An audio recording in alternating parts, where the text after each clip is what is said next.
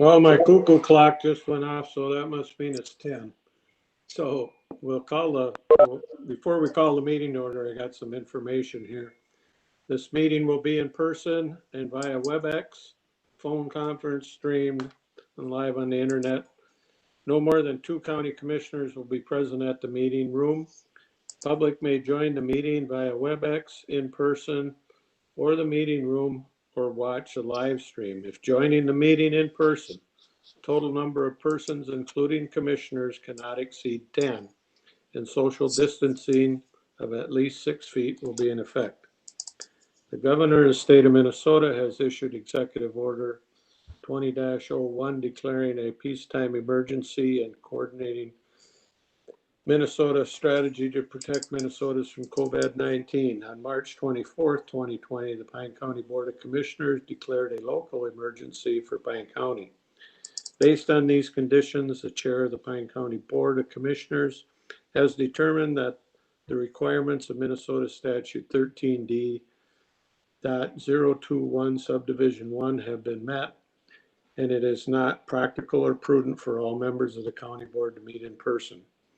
The public is invited to join the meeting in person or remotely by phone, and the numbers are listed, or watch it on live stream. We will now call the meeting to order, and we will rise for the pledge.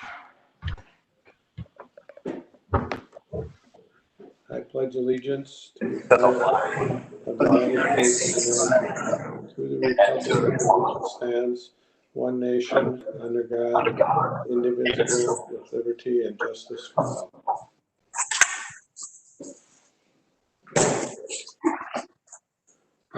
I've had a little health issue going on here, and it's so I'm going to turn the meeting over to Josh, Vice Chair Josh Moore, to run the meeting. I plan on being at the meeting through its entirety, but I'll let him. It's a little easier probably for him to run the meeting than myself. So I'll be all right. I'm healing up.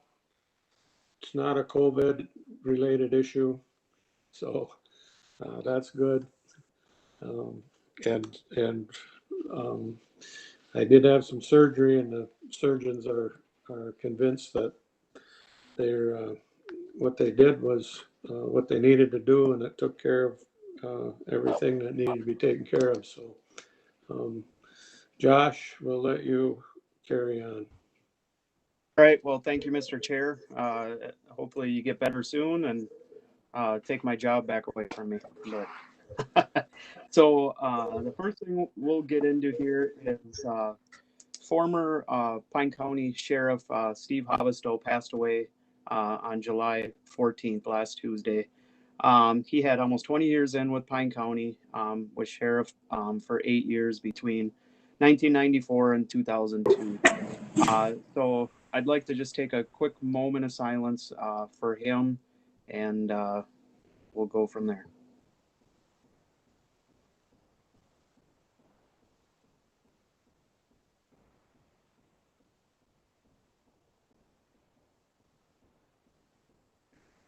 All right. Well, thank you for that. If there is anybody that would like to say anything, I can open it up real quick.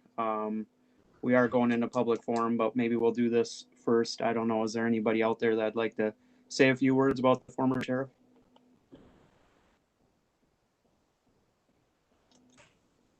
Okay. Well, go ahead. Yes. So I guess I would like to acknowledge Steve and who he was as sheriff. He was actually on the interview panel when I applied, so somewhat responsible for bringing me here. And so I need to thank him for that. And also, as we've been talking about who he was as a sheriff, it became clear how much he really did care for the county and the position of sheriff. And people would comment that, you know, they worked a day shift and they would see him in there working in the office and come back through town or come back into the office late at night. He'd still be there at 10 o'clock. 11 o'clock doing work. So he really did put a lot of who he was, his time, his effort, and his heart into the job of sheriff. And again, I just want to publicly recognize that, and hope that I can continue in that vein. Again, is responsible for bringing me here. So thank you. All right. Well, thank you, Sheriff Nelson. Is there anybody else that'd like to say anything? All right. At this time, we will go into public forum. Is there anybody in the public that would like to say anything? I would like to, Josh. Okay. I just want to say that I know that we're all getting really close to preliminary levy time, and I'm hoping that the commissioners are aware of the situation in the county, and I know you are, the businesses and the independent people here who have their own businesses and those who are without jobs, when you consider the levy that it is a decreased levy rather than an increased levy because of the options that we don't have anymore as far as jobs and earning more money. I'd like to see the county be able to tighten their belts like the rest of us have. That's all I can say. All right. Well, thank you. Is there anybody else in the public that would like to make any comments? Yeah, Josh? Yeah. Mr. Chairman? Yep. I'm really having a hard time hearing. Could you identify who that was that spoke? That was Gussie or Eileen Krupp that spoke. Okay, I couldn't tell from what was said. Thank you. Yep. Not a problem. Okay, at this time, we'll move into to adopt the agenda. Entertain a motion for that. Mr. Chair, we do Yes. have two additions, a part-time dispatcher or two part-time dispatchers, if we could add those to the agenda as 6C and 6D. And then we have additional information that was part of the CARES Act business assistance information for item number 5C, Roman numeral 2. Okay.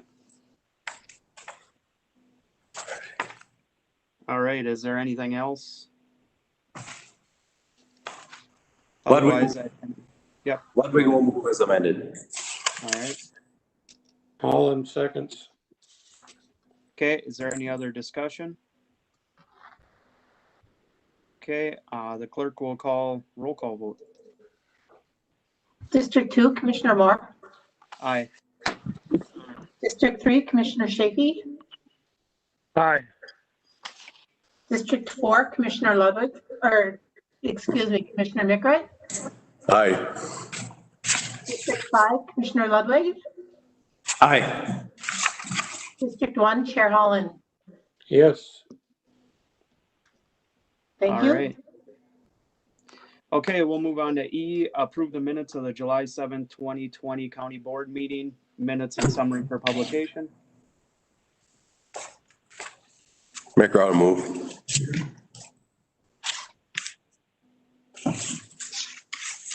Thank you, second.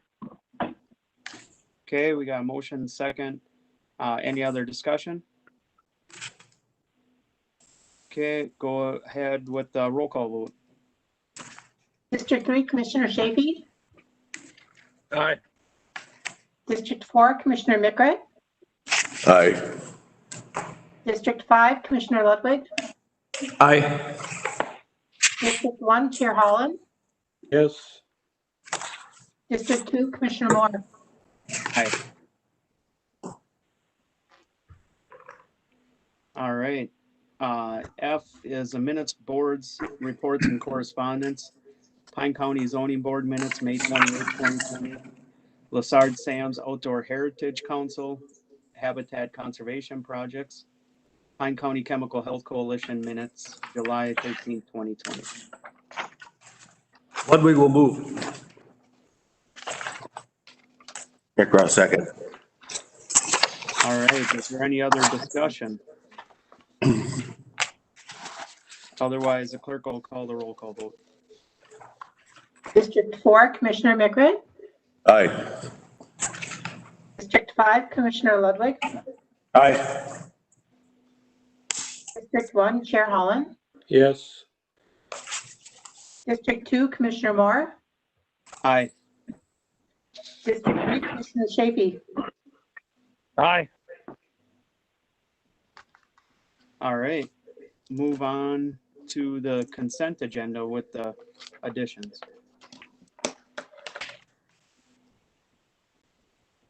Oh, this is Holland. I'll move that.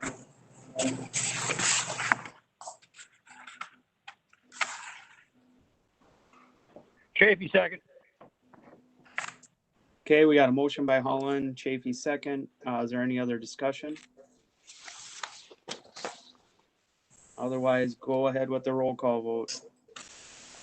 District 5, Commissioner Ludwig. Aye. District 1, Chair Holland. Yes. District 2, Commissioner Moore. Yes. District 3, Commissioner Shafi. Aye. District 4, Commissioner Mickert. Aye.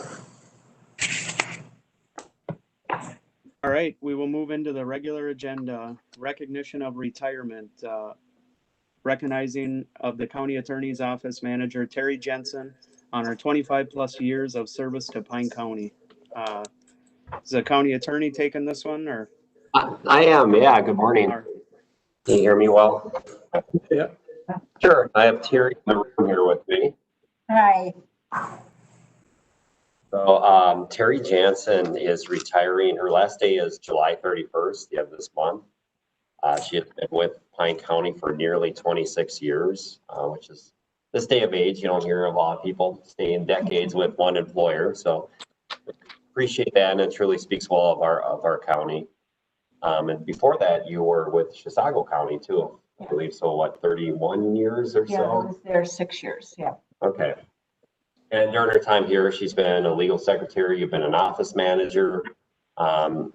We've got a lot of knowledge actually walking out the door.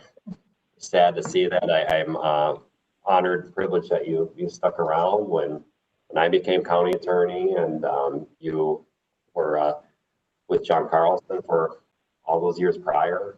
Yeah. Appreciate that. And Terry's been, a great employee for the county, but she also serves Pine County in a greater capacity to demonstrating the professionalism of our employee. As she's also, you've been president or chair of the cooperative. And Yeah. so that speaks highly of the knowledge that we have, and really a lot of people have complimented me on your service with that.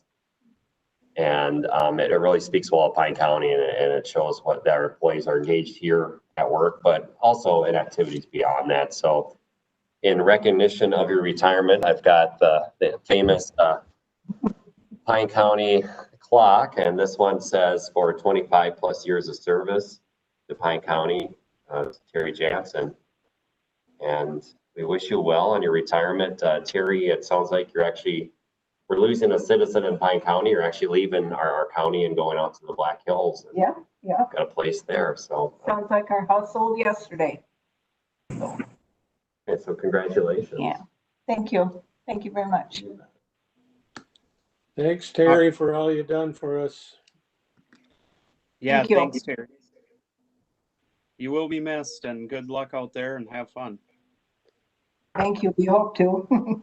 Thank you. You know, you have to put us up when we come driving through. Well, that's what I'm told, and there's plenty of room. Okay. Okay. Just remember, I got 4 kids, so I don't know. Hey, let me tell you, we've had 22 of them there at one time. All right, awesome. There you go. All right, Thank you. thank you. All right. We will move on to number 2, Personnel Committee report. Who's taken that one? Steve, you want me to take it? Well, I don't have an agenda, so I'm gonna have to let you. My iPad was dead this morning. I don't know what happened, but so I don't have it, so you'll have to do it. Okay. Sorry.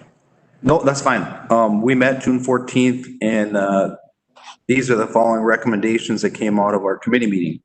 With Health and Human Services, we acknowledge the retirement of Child Support Officer Claire Nelson, effective August 28th, 2020, and authorize the backfill of that position and any subsequent vacancies due to internal promotion or lateral transfer. And we approved the recruitment for open adult protection social worker position that was vacated on March 2020, and we held that open due to unknown impact of caseload and the budget-related issues with the pandemic. And then allow any backfill of subsequent vacancies that may occur due to internal promotion or lateral transfer to that position. In Sheriff's Office Dispatch, we acknowledge retirement of lead dispatcher Marcella Danielson effective June 30th and authorize backfill of that position and any subsequent vacancies due to internal promotion or lateral transfer. In Information and Technology, IT, we approve the recruitment of a new IT specialist, position grade 7, non-union, non-exempt, with minimum starting wage of $21.36 per hour. And also allowed approval of backfill of subsequent vacancies due to internal promotion or lateral transfer for that position.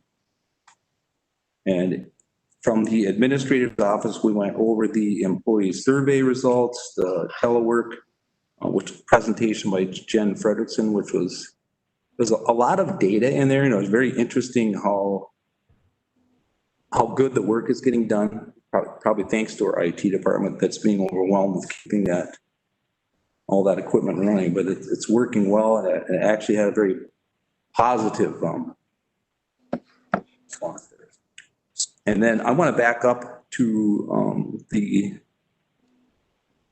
where was it? Oh, the position that we held open. That was, I guess we covered that pretty well with why we held it open was because of the cost due to the pandemic. Anyway, with all those, I will make a motion to approve those. Chafee, second. Thanks, Matt. Yes. All right. We have a motion and a second. Is there any other discussion? Okay, hearing none, we'll call a roll call vote. District 1, Chair Holland. Yes. District 2, Commissioner Moore. Aye. Commissioner Chafee. Aye. District 4, Commissioner Mickert. Aye. District 5, Commissioner Ludwig. Aye. All right. Now we'll move on to number 3. Mr. Chair? Yes. We actually have Jen Fredrickson on to do that telework presentation so that all commissioners can get that information, if that's all right. I thought I read that somewhere, but I couldn't find it on the thing. So sorry about that. Go ahead. We were trying to skip you, Jen, but we'll let you back in. How about that? Oh, that'd be fine, but let's go ahead. I'm going to attempt to share. We'll see how well this works. Is it coming? Can you see my screen? No? No.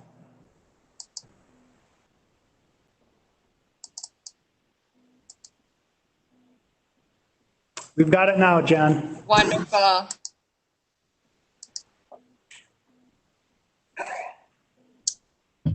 right.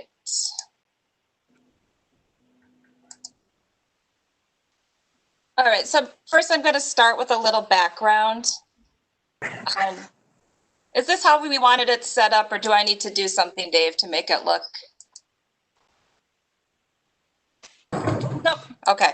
A little background on this survey. There was a team collaboration for this. So there was 4 of us in it, and I'd like to thank Andrea Anderson, Molly Benoit, Sherry Johnson, and then there was me. So back in April and May, we had this need for employees to go out and work at home. Obviously, everyone's aware of COVID. And so in early May, this team started to look at the questions and some ideas for it. A lot of the research came from my team members. They really came up with the idea, helped me with some of the wording on things, and I pretty much just put it into SurveyMonkey and disseminated it amongst all the employees. So I really want to highlight the help that was into this. Created the survey around the end of May in SurveyMonkey, sent out the link to all employees who would have the opportunity to telework. Survey opened on the beginning of June, 6/1, with a deadline of 6/11. However, we let people go until about 6/14 to answer. So keep that time frame in mind when we go through some of these results, because some of them would have been answered differently had it been April or May. So when I looked at the pool of candidates, or excuse me, we're in a lot of hiring right now. When I looked at the pool of employees who could have responded to this survey, we had about 160 staff that were able to telework. Out of them, 127 people responded, and that gave us a 79.4% response rate, which was, I was very happy with that. When you look at these results, you'll see a lot of it is HHS. They accounted for over half. So there's 92 employees who could have responded, 69 did, and that was a 75% response rate. Sorry for all the numbers. I just wanted to kind of give you a background on the numbers of the results here. So the first question is we wanted to look at, of those who could telework, how much telework were they doing? How much was at home? How much was in the office or the work location? So that was 100% it could go to, and then they broke it down for us. So if you see here, about 70% of the work was done from home or another location. And then about a number, 31% was done at the work site. So again, these are people who were teleworking. The next question, please answer this statement. I have access to the things I need to succeed at work when working remotely. This is really where it comes in that IT and managers did a great job. If you look at the numbers that have agree and somewhat agree, people felt that they were sent home or sent off to work telework with the items they needed. So we have, what is that, about over 80% here that felt that they had what they needed. The next one is if they didn't have what they needed, they're aware of the process to request the items that they needed. I said they didn't have, if they didn't or did have, they just knew of the process. So if you look, people heavily agreed with this. So a good job to the managers too, working with people. How productive do you feel working remotely compared to the work location? This is where some of the really positive information started to come in. If you look, very productive, more productive, the same, all kind of came in about the same. And for the quick response, the quick dissemination of people, these are very good results because they were sent home rather quickly and were able to adjust and not just work at home, but be productive at home. How easy or difficult is it for you to work effectively remote? I have the same question in the same vein. So it's very easy or somewhat easy for people. And I've said it over and over again, I'll keep saying it, but this really shows IT and how good Pine County's IT is, that they could get people connected and on their computers. When I mentioned the time frame, I gave you the idea of when we did the survey compared to the time frame when people were being sent home. This is one of those that if it was done in April or May, there might have been some different results where people had a few more issues getting connected. We all know how big Pine County is, and the internet is not the same throughout the county. These questions that I'm going to be showing here now there was a lot of answers and responses. These were free, they could fill in freely.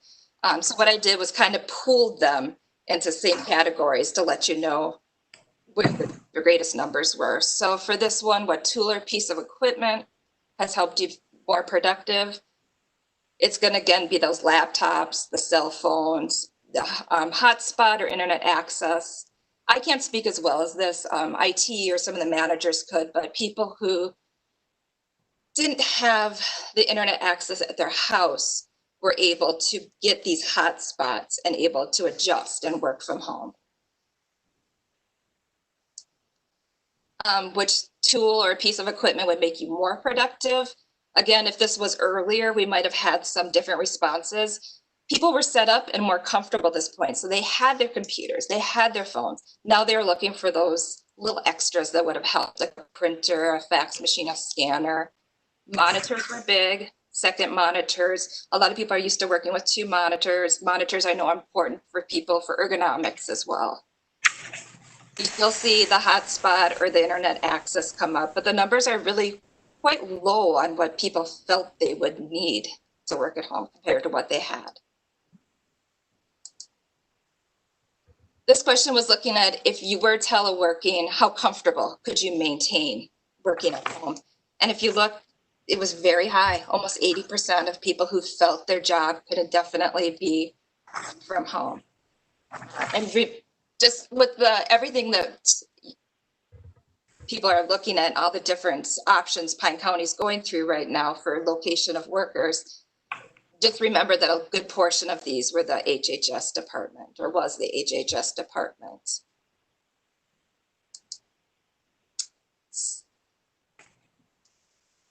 So this is one that, the wording, this is one we went around with. This is where I really appreciated my team, because I kept wording it in a way that was confusing. As you can see, it was still kind of confusing to some of the respondents. But what this was looking at is all these modifications we made that we adjusted to for teleworking or for how we're going to interact with the public. What would we like to continue when normal comes about? So if we ever get back to the way things were. And if you look, a lot of people really liked the remote working or a flexible schedule. If you see, part-time was preferred. People really feel they need to get into the office. But then there was also 18 people who wanted to do full-time remotely. And then some of the other ones that flowed through here were a little bit more about how to assist them while they worked at home. And so this next question, 10, is looking at the vital services that the county provides. And when you are at home, teleworking, or with how things have been modified, shut down, reopened in a different capacity, what's important for Pine County to get back to? And there's a lot. Visitation and office visits, we're high on it. That's really, our HHS or probation department, people who provide really vital services that need to interact with people. There were modifications made, but I think people really like that face-to-face visits, field visits, client reviews, public events like this and meetings. What's interesting is there were 10 people who thought that the modifications would work and there was no need to return to that. And then we did some demographics to kind of figure out where people were. So how many years people have worked for Pine County. Our respondents here mostly were pretty new people, 0 to 5 years, which is not that odd when you look at the numbers of people who responded from HHS, and that they tend to have at opposite ends of the spectrum, staff who are a little bit newer, and then some really tenured people who've been here for a while. We appreciate all of them. And then department, if you look at this again, I keep saying it, but you'll see that Health and Human Services had a really high response rate. And they also have a very large number of employees, so it makes sense.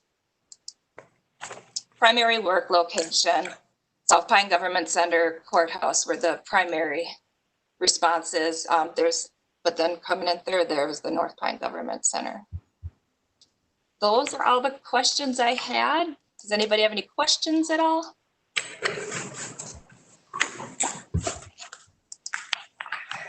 Well, I'd just like to say thanks, Jen. That was a good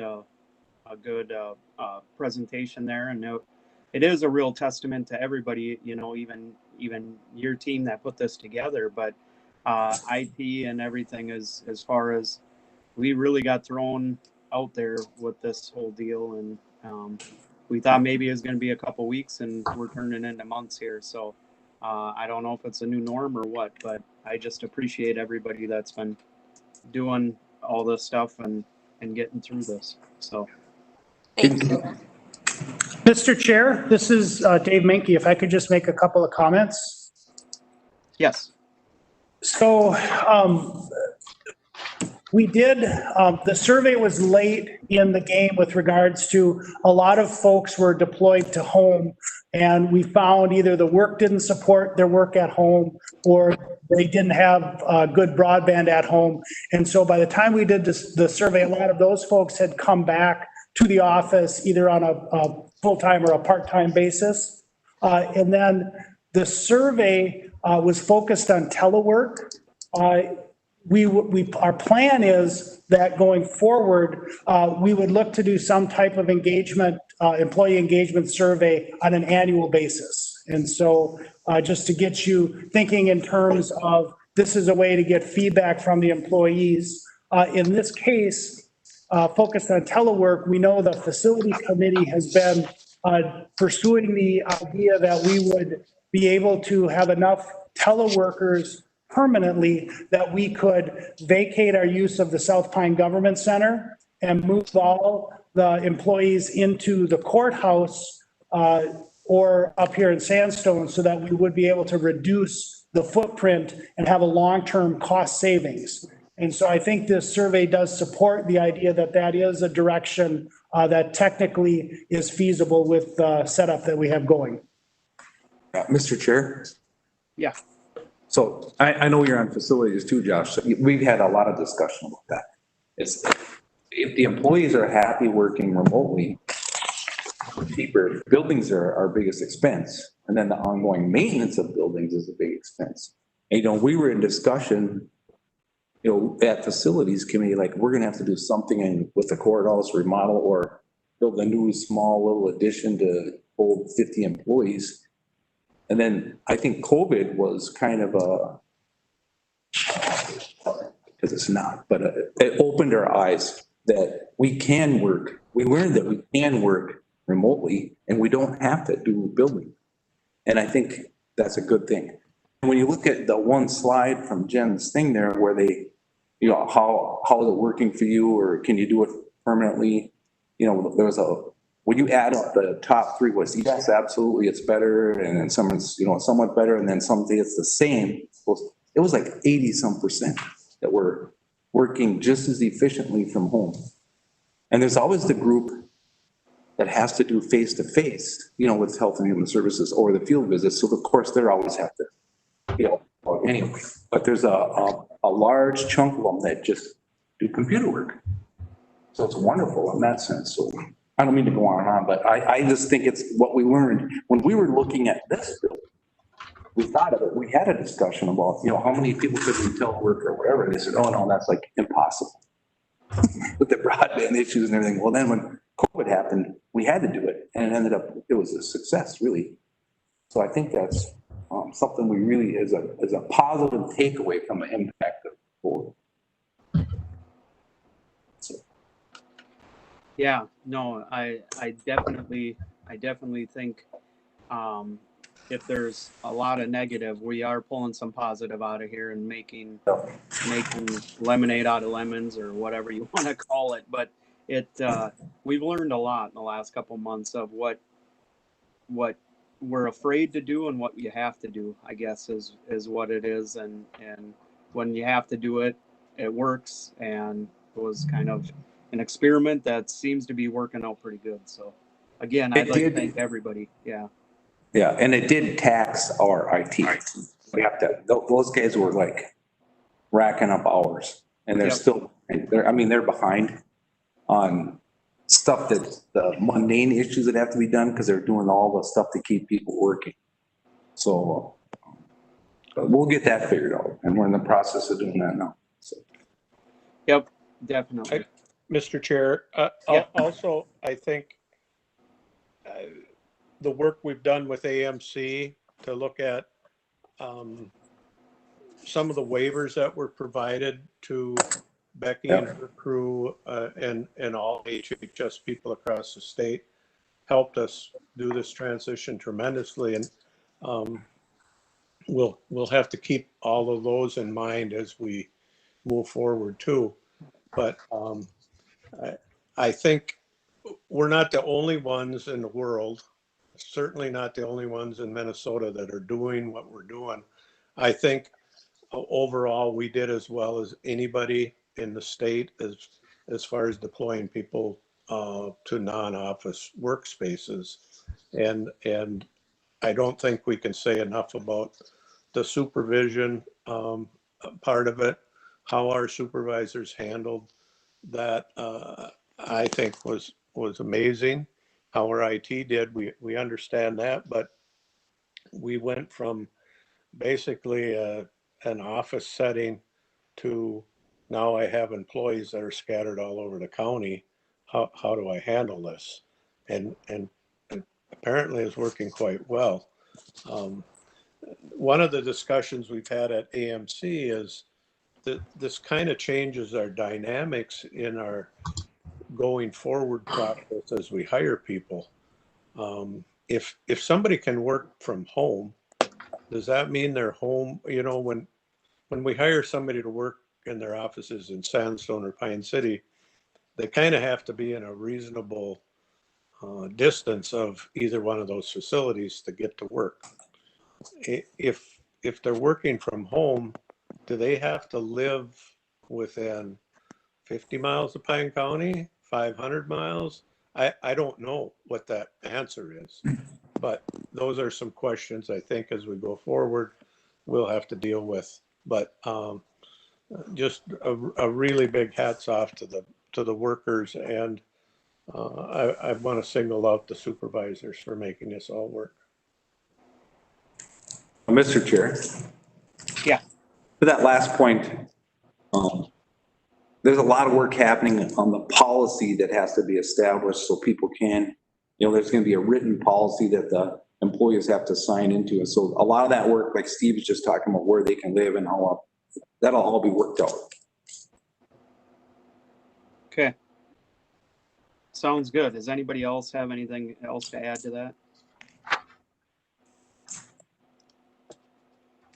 Okay, we will move on to assessor reappointment.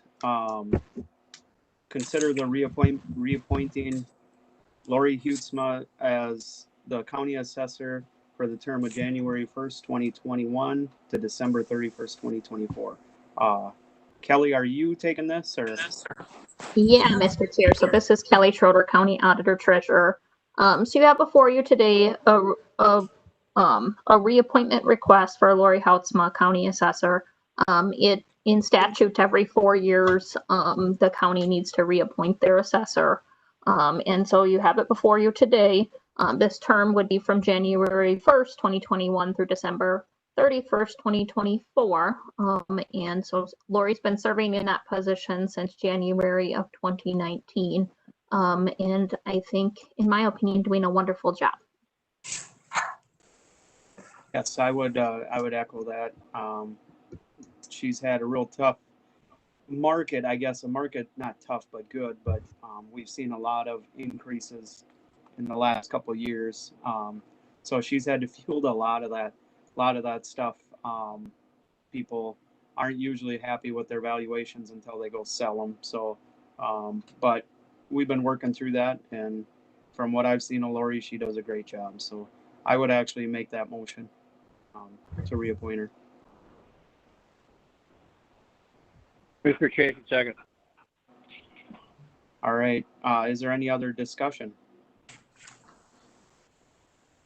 Otherwise, the clerk can call the roll call. District 2, Commissioner Moore. Yes. District 3, Commissioner Shafee. Aye. District 4, Commissioner McRae. Aye. District 5, Commissioner Ludwig. Aye. District 1, Chair Holland. Yes. Thank you. All right. Thanks, guys. We'll move on to number 4, award contract number 2002.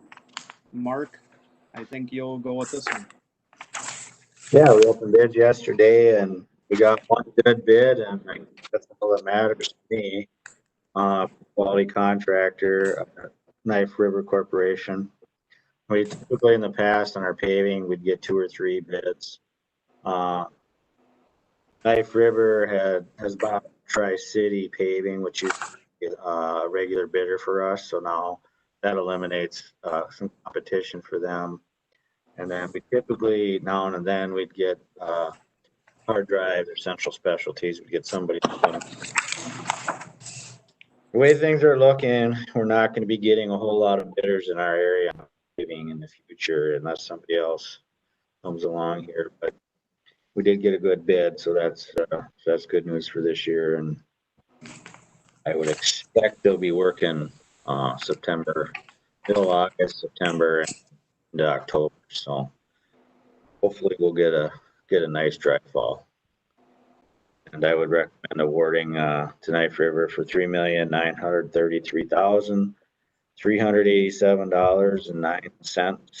And that's just a little over 10% under the engineer's estimate. Mark, a couple of questions I have is, how many bidders did we get? Was that the only, that was it? Okay. Yep. But it was under estimate.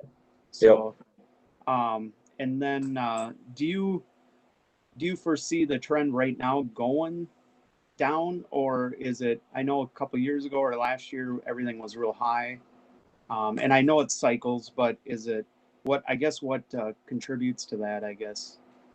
I mean, this is a big job too, or a lot, so. Yeah, it depends on how much work they got. That's probably the biggest thing.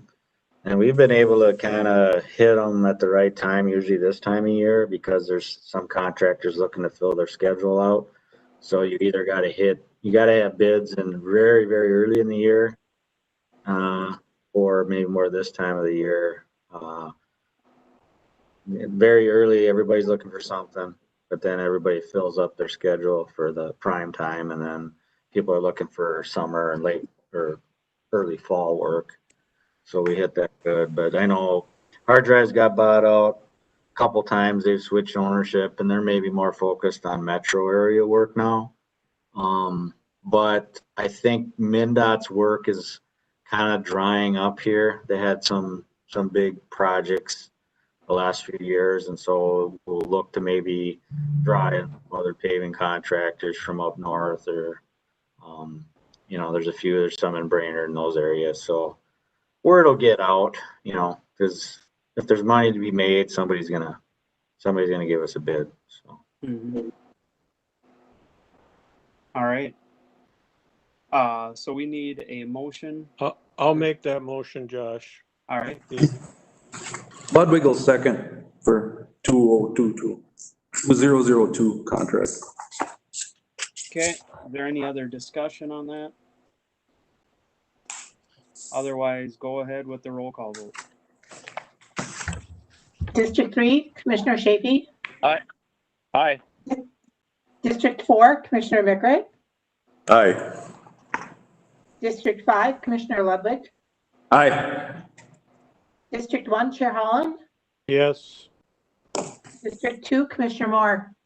Aye. Thank you. All right. And Mark, are we looking at this work getting done? Did I hear you say mid-September? They're supposed to start mid-August. Okay. So down in this base, they're supposed to start on Main Street. Okay. And I would assume they'll get the rest of the ones in Rock Creek done and then head north. Is Main Street, is that like they should knock that out pretty fast, shouldn't they? I mean, they got those ADA ped ramps and things like that to put in, and some manhole repair work and stuff like that. So kind of depends on how quick they can get a subcontractor in. Okay. So they'll be blacktop on the first day of school, then, you're saying? Usually we'll start the first day of school. If there won't be school, we'll luck out for me. Yeah, we'll see. That's usually when they paint the crosswalks, Josh. Yeah. Mark, Mr. Chair. Yeah, go ahead. Mark, when is the work on County Road 30 Wolf Creek gonna start? That should be starting here. We'll probably have a pre-con next week, so I would think within a few weeks, depending on which one. There's three culvert projects tied together, so I'm not sure which one they'll start first. But that'll be, I'll know next probably the end of next week what their schedule is on that project. Are you gonna run the detour 48 and 32 then, or how are you? Or for those people at least? Yeah, well, I can't remember if there was one on the plan or not. I'll have to take a look. Okay, yeah, whatever. Okay. Oh, and then 52 up there, we're finishing the sand on that project. So I would expect in the next couple of weeks, it'll be gravelled and things will be wrapping up on that, so. All right. Well, thanks, Mark, and hopefully we keep coming in 10% under. That'd be awesome. Yeah. All right, we will move on to number 5, coronavirus response update. Kathy Wills, Director of Food Equity for Family Pathways. Kathy. And Mr. Chair, this is Administrator Minke. If I could just maybe frame this up a little bit, because there's a lot in this agenda item today. So we've talked several times about the CARES Act, and I think we're at the point where we are ready for the county board to make some decisions and give us some direction. So we have 3 speakers on the line today to kind of talk about the piece that they would help with. And as you were saying, Mr. Chair, we have Kathy Wills from Family Pathways, who will talk about the food support. We have Dawn Beesman from Lakes and Pines, who will talk about the housing assistance. And then we have Don Hickman from the Initiative Foundation, who's going to talk about our partnership on the business assistance piece. And then after they have all, talked about their piece of the program, and certainly they can answer any questions the commissioners might have. We also have Sam Lowe on the line to give the general public health update. And then she also wants to talk about some ideas for testing in Pine County. And then after that, if you have enough information, I'm looking for the direction on kind of the division of the funds, which one is laid out in the packet. So either use that as a base or modify it. And then some direction on the business parameters, if what was in the additional information is the direction you want to go with the business assistance program. And then I'm looking for a delegation of authority to enter into agreements with these partner organizations to actually do the implementation. So if that is kind of framing it up, if we want to go back and have Kathy maybe introduce herself and then work through the speakers. Sounds good. We've got the weird feedback. Okay. Thank you for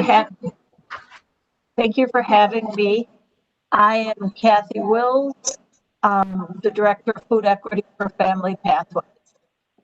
I have been approached by Pine County to help out with their CARES Act money, and we have talked about doing 4 separate programs in Pine County weekly. So there would be one in Pine County, one at Pine City, one at Lake Lena, one at Ascove, and one at Hinckley. So in the course of a month, there would be 4 different distribution spots. These distributions would be held August through November. So we would have 16 actually different distributions during that time. We have roughly talked with Second Harvest, and we're figuring about 350 families per week. And how the distributions work, if you're not familiar with it, we usually take a parking lot and people line up in their cars. We ask them the number of families that they're picking up from. They can pick up from 1 to 3 other various families.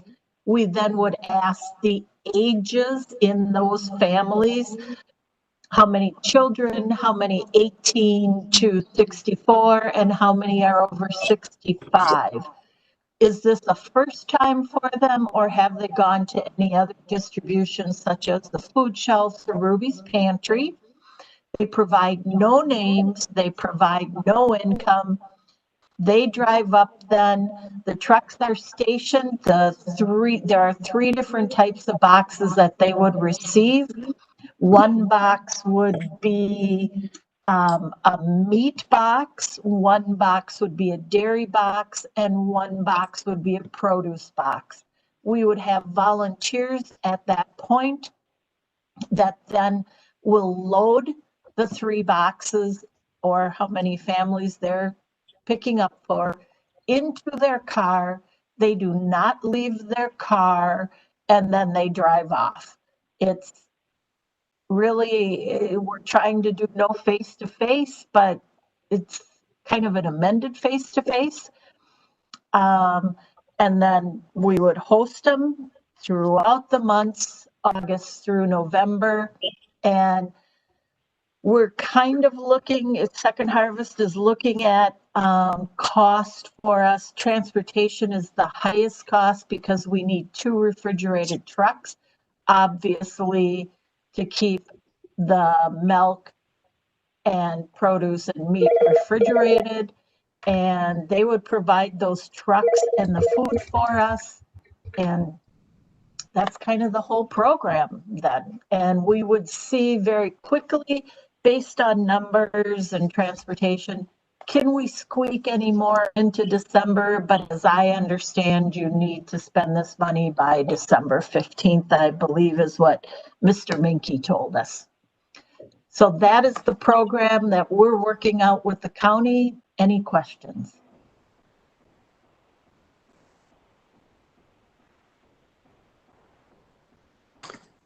I don't have any questions. I don't know if anybody else.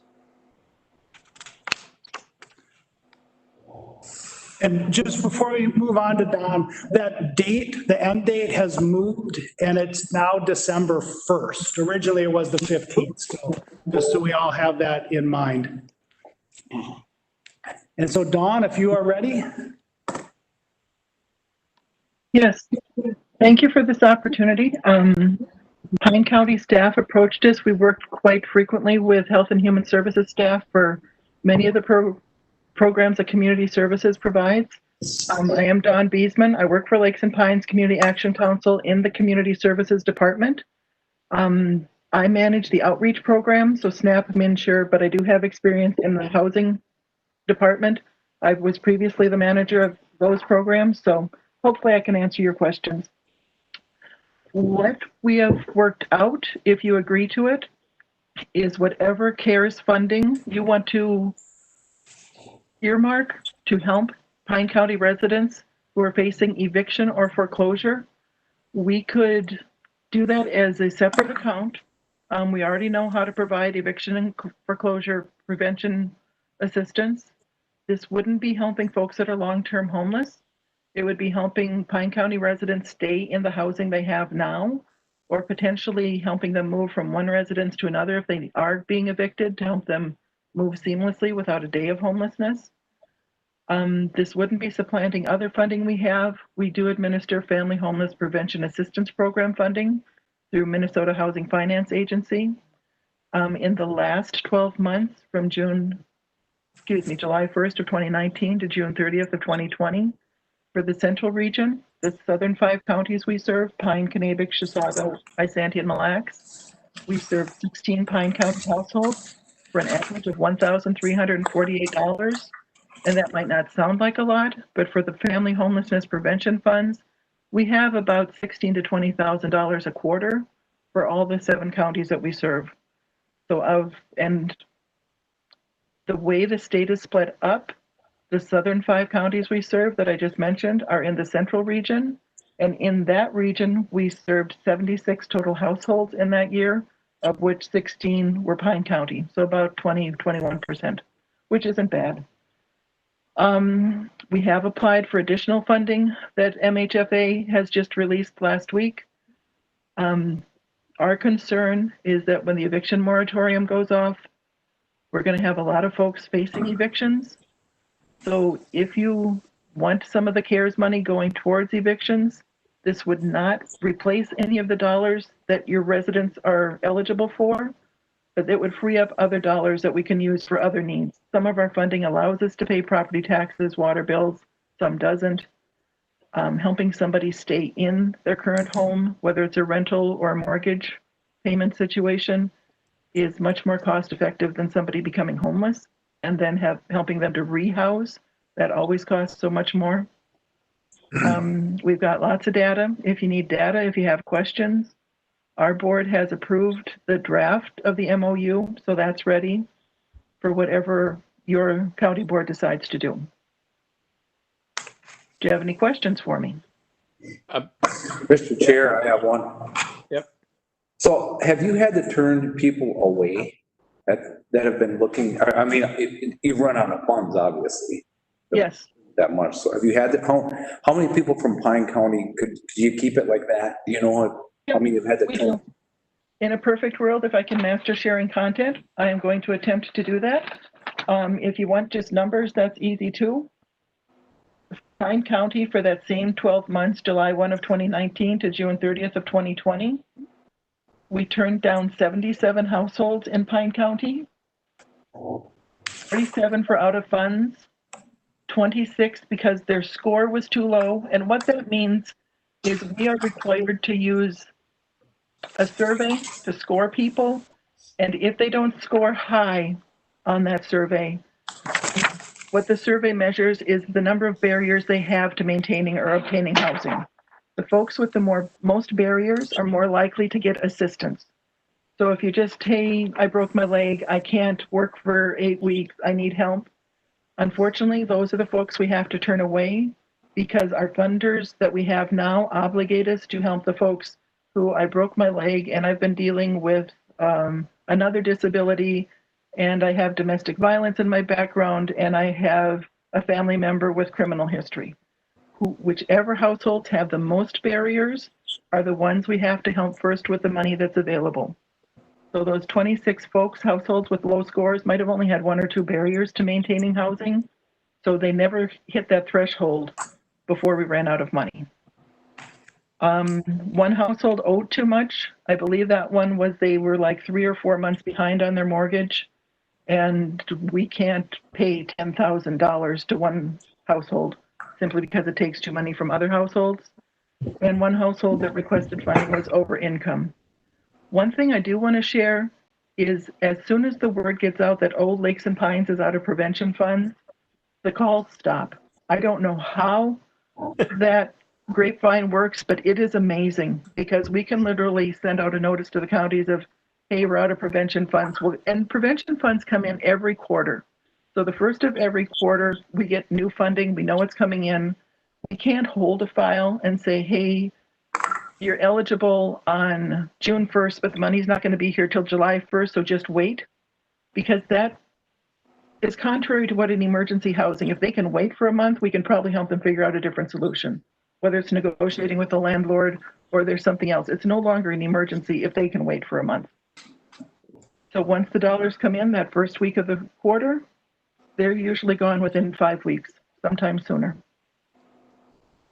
Thank you. Yep. Don, Steve here. Yep. Do you have a list of suggestions of what we should be doing? We had a meeting a week ago with David and with Becky Foss. They have a pretty good idea, and that's where we narrowed it down to focusing the funding on preventing homelessness rather than we have about 8 or 10 funding sources to help folks who are facing homelessness or are already homeless. So, but it's the prevention dollars we run out first, and that's the most cost effective is to keep the residents who something came up, they don't make that high score, so we can't pull them off that coordinated entry list of, hey, yes, you have 18 barriers to maintaining your housing. We're going to help you. It's the folks with the 1 and 2 barriers that maybe they lost their job. So that's how we came up that prevention might be the best inflation for your dollars to go if you want some dollars to go to help with housing cost in Pine County. So it would be keeping people in the housing they are in or moving them without a day of homelessness into a new house apartment, whatever. And if I understand this right, all this program, the funding has to be spent by December 15th, correct? December 1st, yep, we're aware of December 1st, that. Yep. Yep. We don't think there will be a problem with that, especially if that eviction moratorium comes off. We've been advising folks to pay your rent, even though there is a moratorium on evictions. I don't know how many folks had the funding to do that. Okay. And if the ones who were unemployed and getting that extra 600 a week unemployment, if that goes away, it's going to be a very challenging fall for people to maintain their housing. All right, well, thank you. Is there any other questions for Don? All right. Okay, We will- thank you. Thanks again. We will move on. So next up is Don Hickman with the Initiative Foundation. All right, Good morning. Can you hear me? yes. I'm not very WebEx that I have the. Don Hickman, I'm the Vice President of Community and Workforce Development with the Initiative Foundation, Little Falls. I suspect you all know us. We're a 14-county regional community foundation. We do lending to entrepreneurs to create living wage jobs, and we do a great deal of grant making. Administrator Minke reached out to me about 3 weeks ago to explore whether we would be willing to host a process to award your small business development grants. You'll read in the paper that we're about to deliver on 750 some business grants through deed right in the coming 2 weeks. And when he first reached out to me, I said, as long as you promise your process will begin after we get those $7.5 million out the door, you bet we'd love to work with you. We're expecting all hands on deck here for the next 2 weeks. Administrator Minke shared with us a template he had found from a community in Virginia as one that came very close to the desires of your board. And we have created a draft application form modeled on that one. One of the things two things we're trying to achieve in doing this. One is to keep it simple as possible. In many respects, almost self-certification, so that there's very little back office validation or verification. It keeps expenses down, and it's simple enough that you're not going to scare away legitimate businesses based in Pine County that need your help. The other goal of this process was to largely reimburse expenses already incurred. And the reason for that is then no one needs to be assigned to, after the fact, follow up and assure that they were eligible expenses. It really streamlines your process and makes it clean for businesses. I'm very, very confident that at $10,000 per business, any business that you would wish to support will have already incurred that magnitude of expenses. We're just trying to help make them partially whole again by reimbursing them for those expenses. We were envisioning going live with your application in early August. And while my accounting department might shudder at this, I believe we'd have all the checks in people's hands. Obviously, you don't know how many applications yet. One of the that you've currently budgeted $500,000 and that you'd have some options. Prorate, if you have more applications than you can, for $10,000 a pop, you could for those, or based on the data you'll collect through the portal, but also prioritize certain sectors or magnitude of harm that businesses have experienced, or whether they've received assistance from other partners like the deed cycle. In fact, one of the unintentional benefits of you following deed is you'll know who won the deed lottery and got grants from deed. But you'll have data in front of you that you can then just prioritize or make a decision to allocate your initial $500,000 commitment. Administrator Minke, what have I left out that you'd like me to highlight?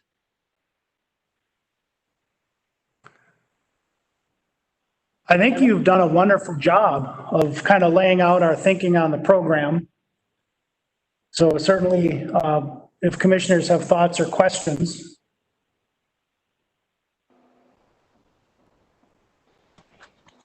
My question, David and Don, is if we move forward, when would a business first be able to apply? Yes. So there's a couple small items that we still want input from your county attorney. But it's not major issues. And again, my goal would be to get this this application up online in early August. So truly, just barely 2 weeks from now.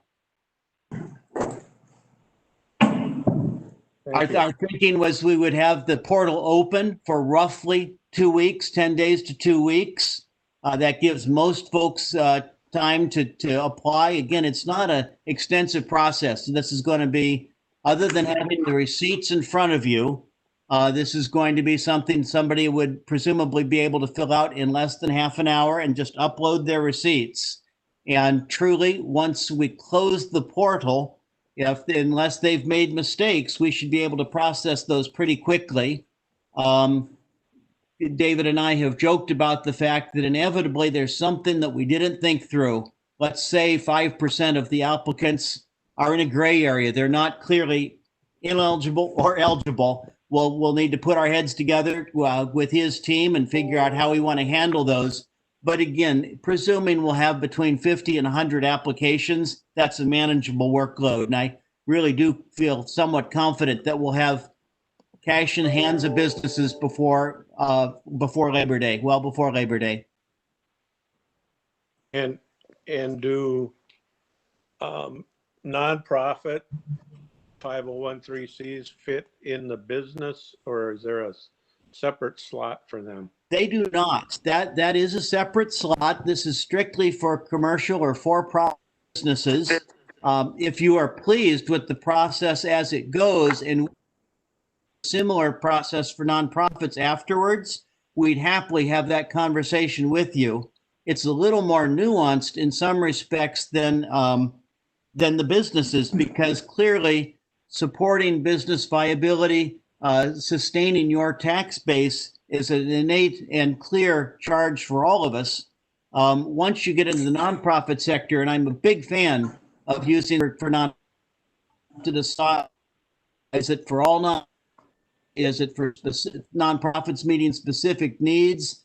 I was very impressed by the previous two presentations. What other services or what additional needs do they have that you might consider? So to start with the business one, nonprofits are not eligible for that pool, but we could, if you choose, we could stand up a nonprofit pathway once we've established that you're pleased with how the business path went. And if I could just add on to that, there are some non-traditional businesses, and I don't know if technically they're a 501(c)(3), that operate what are in essence businesses. So like the Pine City American Legion or the Little Mermaid Cafe at the museum in Askov. So I think the business piece of those operations, we would want to funnel to the business piece versus the nonprofit piece. And so just to add a little nuance, Don, you had talked about the gray area that we'll encounter. That's the gray area that I have come across so far, with people just inquiring. That's, Mr. Chair, is that because they're paying employees? I would think you'd have to have some kind of. Yeah, in essence, they're operating what is more like a business than they are a nonprofit. So the criteria that they would be looking for, if you look on the draft criteria, the criteria is what the expenses they had would more align with that criteria.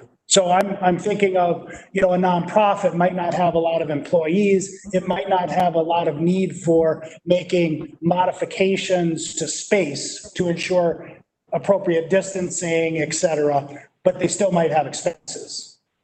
But if you're the American Legion, if you have food service, you're responding just like every other restaurant, trying to figure out how did you do curbside? How do you do social distancing? And so that, if you read the criteria for the business piece, those are all eligible expenses. So a couple of questions I do have is, I had kind of voiced this a little bit earlier. How do you reach out to some of the businesses that maybe aren't in the, like I had said, aren't in the system? I operate a business. I'm in the SBA system. So when all this comes about, they kind of call you, they talk to you. So, and I know we hit on this a little bit at Extension, but what about like farmers? Are they considered a business? Some of these farmers haven't been able to get rid of livestock because the processors aren't taking them. What about the processors? What about just businesses that aren't, they don't have loans, they don't have, they operate not very much with a bank, so they don't have a very big bank relationship and or people to, and internet or whatever. How do you reach out to them? How do you try to get a hold of them and try to help them? So we will market the program as broadly as we can, right? So there's local newspaper, there's local radio, there is local chambers of commerce, the cities. We'd work through them to make sure that anyone they have on their business list. With your question on ag, there is a program, and we talked a little bit about it at the Extension Committee last Thursday or last week, whenever the Extension Committee met, that's run through FSA that producers should be able to access. And so if we have farmers who are interested in our program, we would first want to steer them to the ag dedicated program because it probably aligns better. Mr. Chair. Yeah. I also think of like the barber. He's the one guy running a chair. So what kind of receipts is he gonna have for, I know he's gonna have face masks and stuff, but what about when you gotta shut your door and what's he gonna say? I lost 20 haircuts a day. I mean, because he's gonna have to use past history. So how is he gonna show that when he comes in and applies? He's not gonna really have they get credited for loss of customers. So the program, as we've contemplated, is not a reimbursement for lost business revenue, right? It's a reimbursement of expenses that you've incurred. And then we also have an opportunity for mortgage or lease payments up to 3 months. And so in the case that you give, Commissioner Ludwig, if you're a barber and you rent a chair even somewhere in a salon, that rental, the rent that you would have that you have to pay where you had no income is something that would be eligible for the program as we conceive it. Okay. So again, I'm sure there may be some cracks, right? But he has, if a guy who owns his own chairs or even a beautician, whoever, they're just. Our goal is to try to qualify as many businesses as we legitimately can, knowing that we're going to learn stuff in phase 1. And so we've proposed that there's 3 phases. And based on what we learned in phase 1, we may decide that we can just do a phase 2 and capture all the rest. Or we may learn more that we do want a smaller phase 2 and a phase 3. Yeah, the other thing I was thinking is, I'm just thinking what's affected me and my family personally. My wife's in the dental field, what about them that were shut down? I don't know. It seems like everybody that was, I know there's a lot of money out there, but it seems like a lot of people already were involved in it. And it seems like that the first round of funding has really hit a lot of businesses. I don't know, and I'm just trying to look outside the box of, people that were affected. And I talk to customers every single day, you know, of mine, and kind of feeling it out to people that are really affected and not affected, you know, and it seems like the affected people almost were already kind of taken care of, but maybe not sort of. I don't know. So that's the only thing I'm just throwing out there. I've been doing a lot of, I don't know, just kind of poll research, or just asking, like I said, asking my customers, and just trying to find that place we missed, I guess, you know. So I don't know. And this is not directly maybe to your point, Josh, but I know when we have thought about our program, and Don made this case, that our goal is to minimize the administrative costs of the program. There are other counties that have made other choices, and I was just reading about another county where they are contracting with a private firm and paying them $500 per application they review, because they have a much more robust application and are trying to be more targeted and get more assurance that the money's going to the I don't know what their criteria is, so I don't know if it's the hardest hit or whatever. But our application process is trying to minimize that, because we think that $500 per application is probably better in the pocket of the business than in the pocket of the consultant. But we're going to have some general questions like, were you forced to close? And so that if we have $500,000 identified and we get $1 million of requests, we might be able to do a sort and say, well, let's start with the businesses that actually had to close. What does that look like? You know, maybe we're able to fund those folks at 80% of their request, and then the other folks we're able to fund at 30 or 40% of their request. Or we decide that we want to take some of the phase 2 money and move it forward. So there's some flexibility built in without making an excruciating application process, which seems to work in favor of larger, better organized businesses that have accountants and attorneys at their disposal who can work through those processes. Yeah, I agree. I agree keeping it as simple as possible and not having a lot and in the administrating this stuff too. So I just been trying to think. I mean, you know, like Matt had said, with a barber shop or a hair salon, you know, are them people that rent them chairs necessarily an employee, or are they their own? You know, because that kind of gets into a gray area too. You know, they flat couldn't operate. Are they operating under, you know, a private contractor under the hair salon renting a chair, or are they, you know, so that's just, I don't know. I'm just thinking out loud kind of and trying to brainstorm some way of trying to get this to people that really need it, I guess. So I appreciate everything everybody's been doing though. Okay. Any more on that, or do you want to keep going, David? Yeah, if we have Sam Lowe on the line, the community health administrator, and so she can give kind of the numbers status update for the coronavirus, and then talk about testing and some options for mobile testing in Pine County. Okay.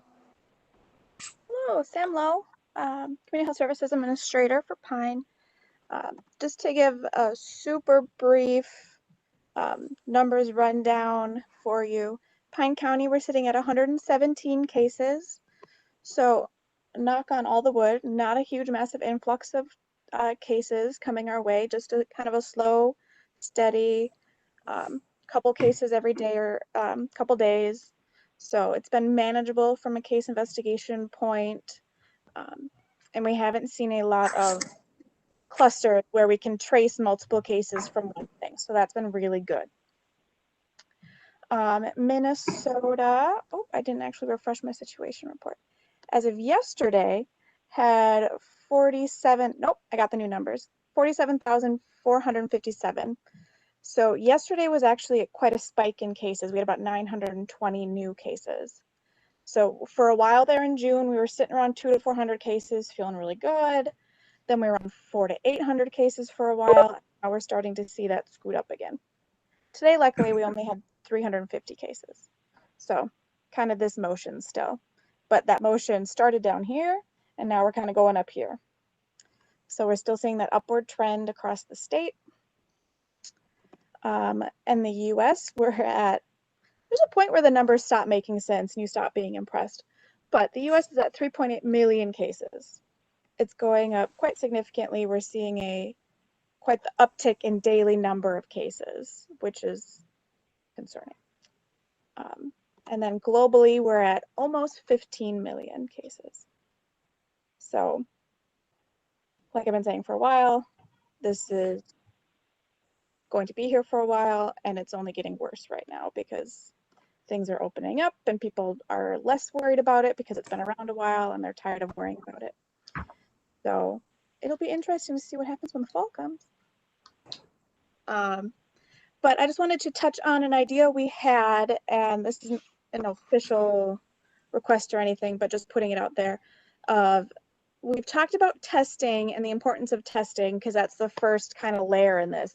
If you're not tested, we can't, do any case investigation. We can't trace your contacts. We don't know you exist. You're going to go about and do things that you might not do if you had tested positive, making different choices. So testing is a really important first piece of this equation. And essentially it does provide testing in Pine County. You have to go through an online visit, and then you can go in and do the testing. My hope is that we could use some CARES dollars to buy basically a van, so it can be a mobile testing site, so that we can basically beep boop around the county and access these really hard to reach populations, and offer it barrier free. So you come, you say I need a test, great, we're going to test you. We'll provide you information about it. We'll run the test. We'll get a hold of you if it's positive or negative. We're not concerned about insurance. We're not concerned about, honestly, you could probably lie to us about your name as long as you give me a number that lets me reach you and make sure that you know what's going on in terms of if you're positive or negative and how to make good choices based on that. So our hope is to get this van, and then eventually we'll do the testing, but then eventually we'll also be doing vaccinations, hopefully sooner than later, but who knows. And that would also allow us, which is to provide mobile vaccination clinics around the county, because we know that some people have a hard time accessing Pine City or even just getting to Sandstone. So being able to go into the community has been discussed well before COVID, of how if we want to support the community, we need to get into the community. So this is one way to do that, is to have a mobile center, and it just makes it easier for logistics. So I'm still figuring out details of how much it would cost, what kind of van it would look like, but that's just kind of our idea. And I do know a couple other counties are also looking at it, so I'm not the only crazy person thinking about it. Sam, this is David. If I could just ask two questions. One is, have you had conversations with the local healthcare providers and kind of what is their take on testing and their take on the county's role?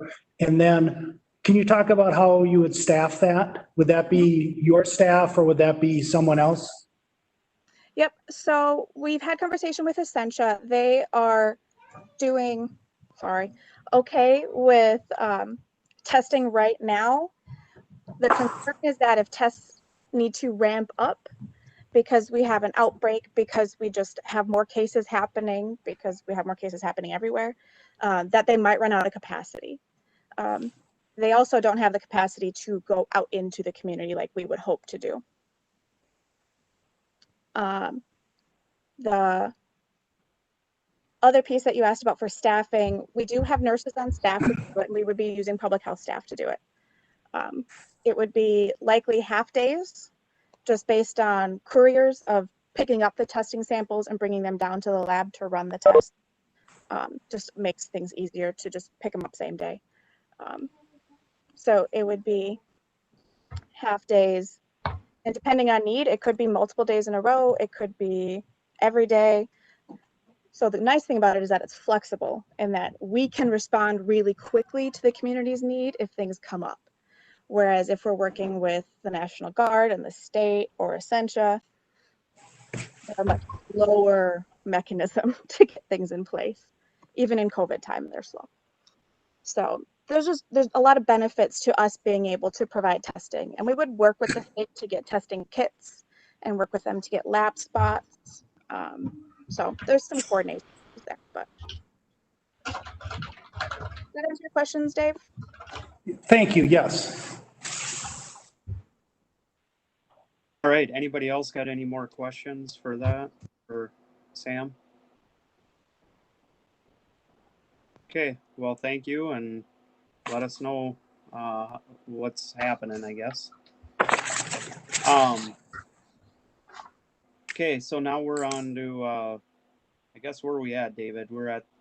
Yeah, so if we can talk through, there's 3, I guess, questions on the table for some county board direction or decision. And it's kind of the general division of the funds.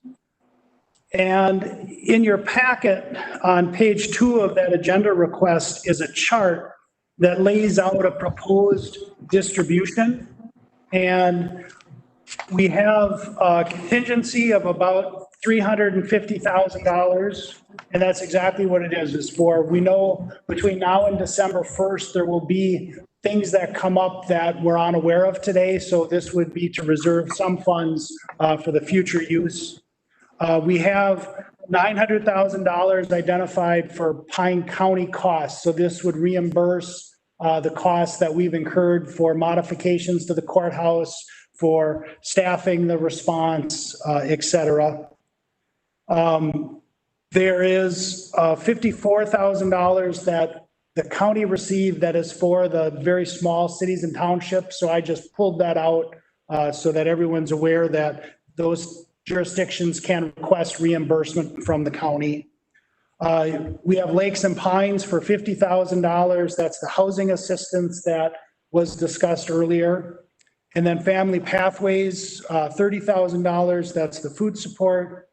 The business assistance, the total is the 1.8 million with $500,000 proposed for phase 1.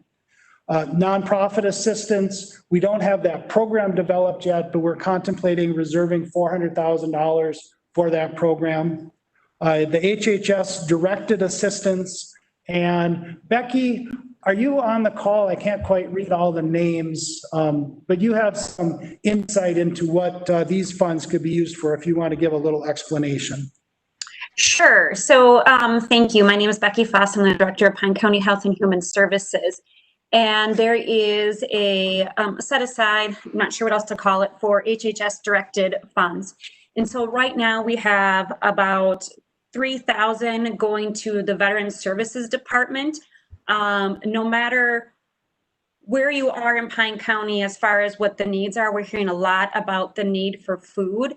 And so we have purchased some gift cards to local food stores because that's a need for veterans too. Mindy has seen an increased need for that. She does refer them to applications for economic assistance programs, but between when you come in to chat with Mindy and when you may be approved for SNAP or some other food support program, that could be a week or longer. So this helps them get through that time. And so we are hearing a lot about that. And also just what we see sometimes with the younger families is the food, is the diapers. So if you're out of work, and as we know, the unemployment, $600 a week may be ending soon, this gives us some flexibility in what to do with that. Thank you. And then the last category on the list is broadband. There's no dollars assigned to that. I know there's been some conversation, well, there's been a lot of conversation about the shortfall for telework is often the broadband at the home. The stumbling block for students oftentimes working remotely is lack of broadband at home. We don't have a program for that. And so that was more of a placekeeper just to see if something developed. But as of today, we have not developed anything. And so in my mind, that category could fall away unless the commissioners wanted to give some other direction. I just have a question. Go ahead, Matt. Yeah, so when we commit to the amounts, how soon will we, if we realize we're not seeing so much here, can we move things around and adapt to what we see this county? You know what I mean? So if we commit and we have something like Initiative Foundation doing something, we say this is a dollar amount. We have the ability to move it on this. Yes, so any allocation that you would make today is really only subject to a different allocation in the future to the extent the funds aren't spent. So I anticipate that as these programs roll out, we will get feedback as to there's more demand here or there's less demand here, and then we can move funds around. And then my second question would be the housing, I'll just grab that. So if someone says, I can't make my payments, how do we verify the backside of it? That is what Lakes and Pines is for. So they do the verification today for housing programs. And so they would, in essence, use the same type of application to review that and to determine. If they need. Yeah, and I don't mean to put you on a spot. I think Dawn was going to drop off the call, and I don't know if she's still here. I'm still here. Do you want to give a better answer to Commissioner Ludwig's question?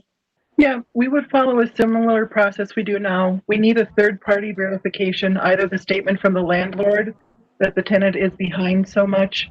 We work with a lot of landlords in the area, over 200 for the 7 counties we serve. Or the mortgage company, we get statements from the mortgage company. One thing we had discussed with Dave and Becky was how do we make sure we're helping residents and not folks with summer homes? So we are able to check property listings, and if that comes up, we're gonna ask the county for their help to help us make sure that we're helping residents and not summer people pay their rent or mortgages. Some of it is on faith. But mostly we're pretty good about figuring this out. There's something usually doesn't ring quite true.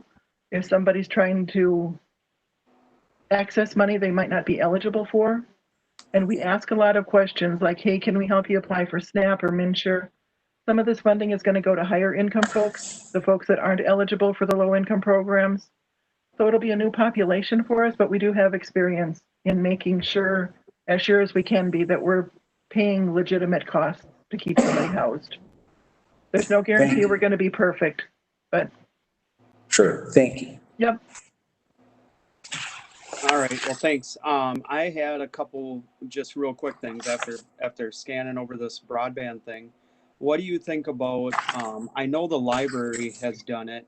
They have hotspots that they loan out. And I know there's been a few certain libraries that have got extra hotspots because of some grant that local area had got. So I don't know if that would work, but maybe we could reach out to the library and somehow in this, we could purchase a few hotspots, just for the Pine County libraries. I'm just throwing that out there when I looked at it, just brainstorming something that could hit the ground, rather quickly.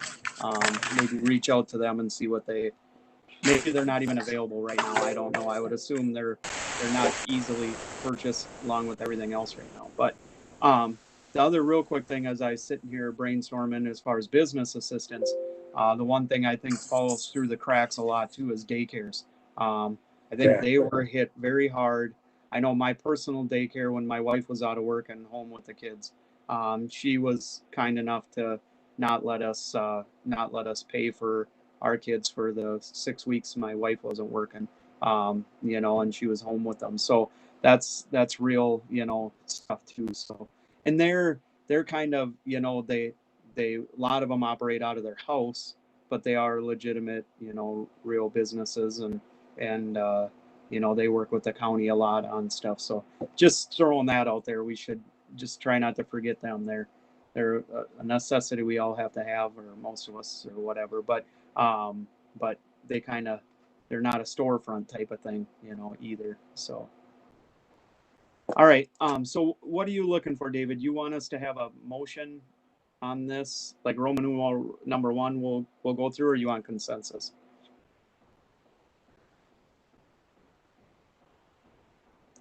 Oh, you guys are muted. Or so if you look at the distribution of funds as it sits, is that what you would like us to proceed with? Or would you want to add more somewhere and take away somewhere else? And I just think it's high in the nonprofit. That's just off the top of my head. And I think the business side should be beefier, especially if they have employees. That's just my gut. Well, and you had kind of said this can be fluid. So if we get into it and the business assistance is needing way more, we can maybe roll this around a little bit or, but I think it's a good start, I think anyways. So, yeah, and that's the phased approach, I think, Matt, gets to your point that we don't know. Right. Right? And so we want to be able to be flexible going forward. And I do, based on what we have heard so far, the nonprofit community, this amount of money seems maybe large. So I think, we're hearing the same thing you're suggesting. But that may change as soon as word gets out. yeah. Okay, so we did miss the first little bit of your talking there. You guys are muted, so I don't know. What did you say you wanted? Did you want a motion and? I think a motion would be good because after today, we're going to start down the road of actually expending funds. So Family Pathways will start working, Lakes and Pines will start working, we'll continue to work with Don. And with the business piece, we're probably out till September before we actually issue a check. But getting, a motion that would authorize these distributions gives us assurance that we can start to spend the money. Okay. Mr. Chair? Yeah. So just because I want to, so how often are we going to be updated at the board level? So do we have to make the changes or is it committee or how is this working? So I think this is a change instantly. Between board meetings, I'll continue to work with the Economic Development Committee, which is Josh and John. And then every board meeting, I think we can make a report. Okay. And provide, an update of here's what we have done so far. Here's issues we've identified that maybe we hadn't discussed enough yet that you want to be aware of. Okay, so we're going to go through these 1, 2, and 3 then, right? Is that kind of what your plan is? Yes. Okay, so on number 1, general division of funds for various proposals. If everybody's okay with the way this chart is looking, obviously it's going to be fluid. So if it's got to rearrange and move around, like Matt and David just said, we're going to be reviewing these as needed with the Economic Development Committee and then board, every board meeting, so twice a month at least. So if everybody's okay with that, we'd entertain a motion for this. I'll move that, Josh. Okay. Holland made a motion. Is there a second?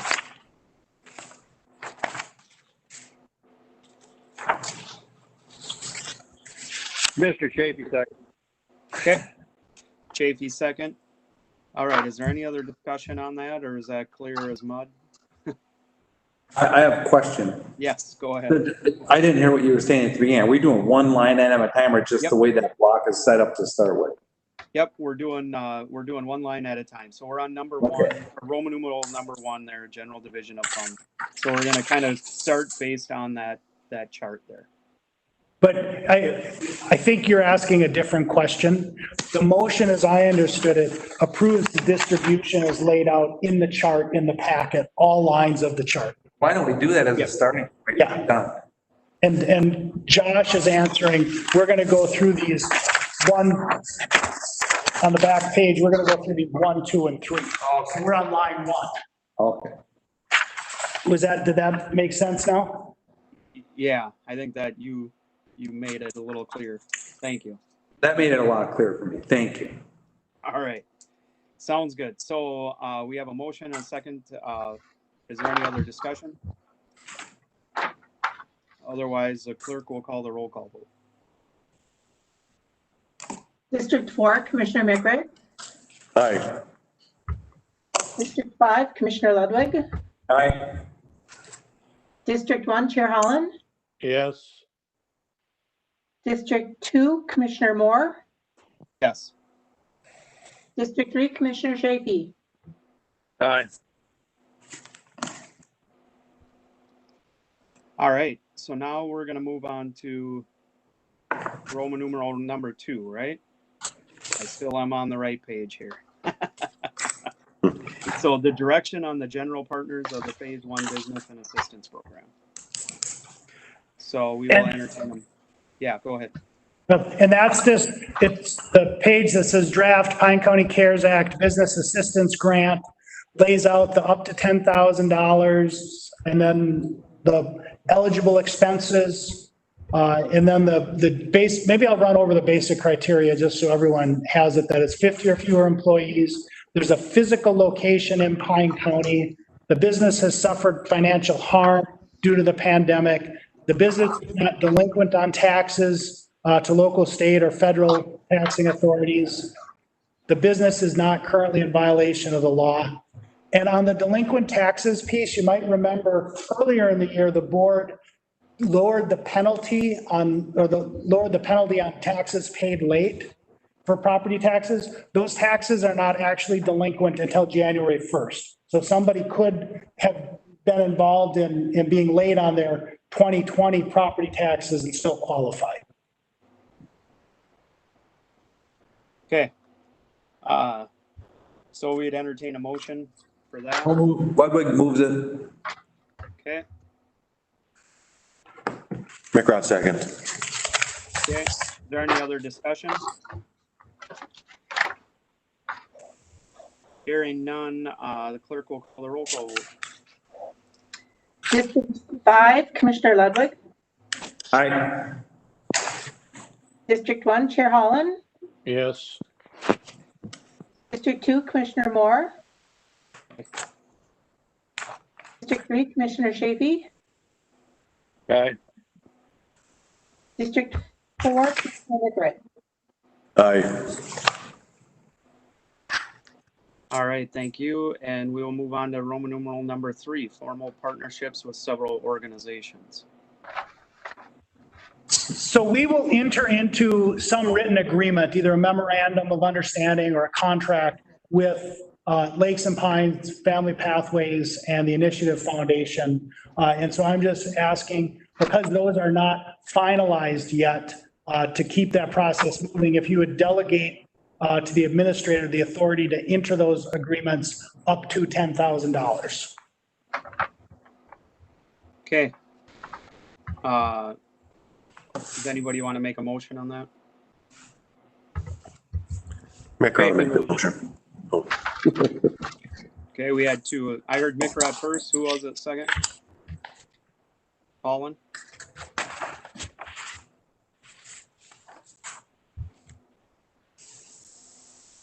Did we have a second?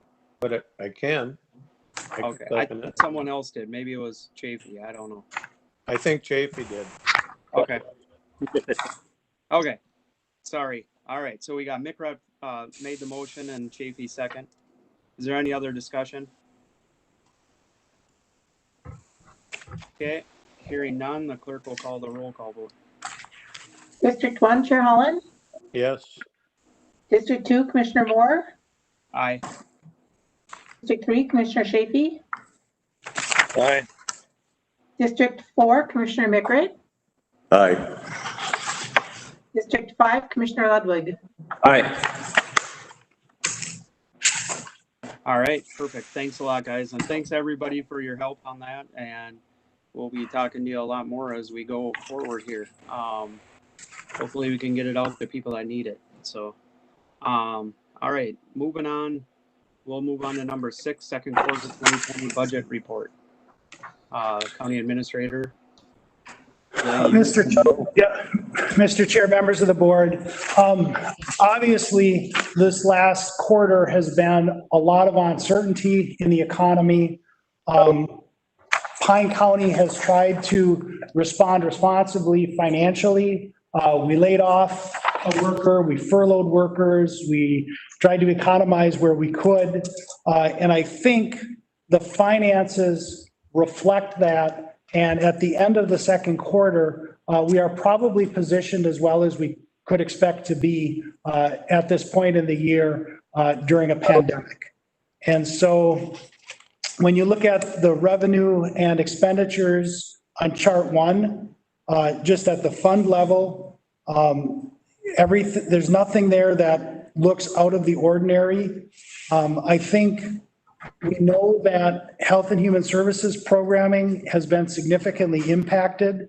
If you look at in the middle of chart 1, there's the 2019 compared to 2020 expenditures in Health and Human Services, and you see how we've spent appreciably less money. Some of that is directly driven by the decisions that have been made, to modify the work environment, to leave.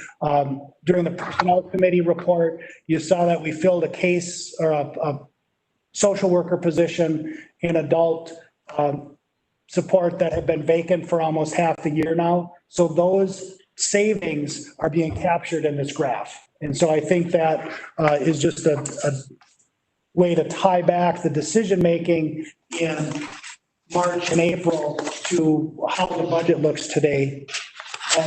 Moving on to chart 2, revenues, they really are, where we would expect them this year at this point in the year. Probation is a little asterisk. We have since received that CPA payment from the state. And so that was just a timing factor that makes them look way behind on their revenue, but that is not a concern. Otherwise, all the revenues are looking, good. If you look at some of them, they're running a little bit higher. Planning and zoning, permit activity has been extremely strong the first half of the year, and so those revenues are a little higher. And then in the government buildings, compared to last year, it looks low, but that's only because last year Pine City paid 100% of their rent payment at the beginning of the year, and so that was an anomaly last year. Chart 3 shows the expenditures this year compared to last year. And again, some of them are a little higher than where we were at this point last year, but there's nothing that is a concern. IT and recorder's office are typically high at this point in the year. And then obviously with IT, we've had some extra expenses just to convert to telework. I expected that to be higher.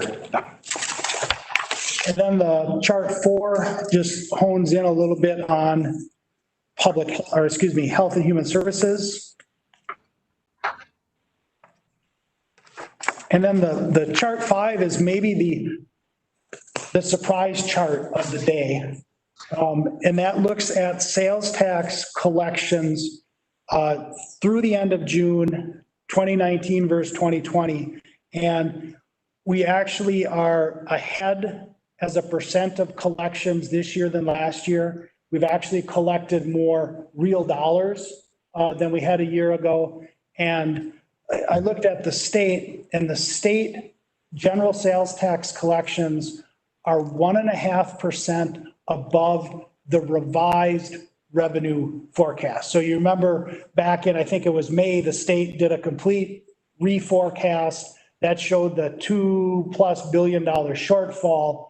Based on those revised revenue projection, their sales tax receipts are actually 1.5% above where they were projected. So they may have been overly pessimistic in the projection, or the economy, the retail economy, because the general sales tax is retail driven, is doing better than maybe it should be, or than we would think it would be doing. So I don't know how to read the tea leaves on that, other than to say the sales tax numbers are stronger than one would have thought.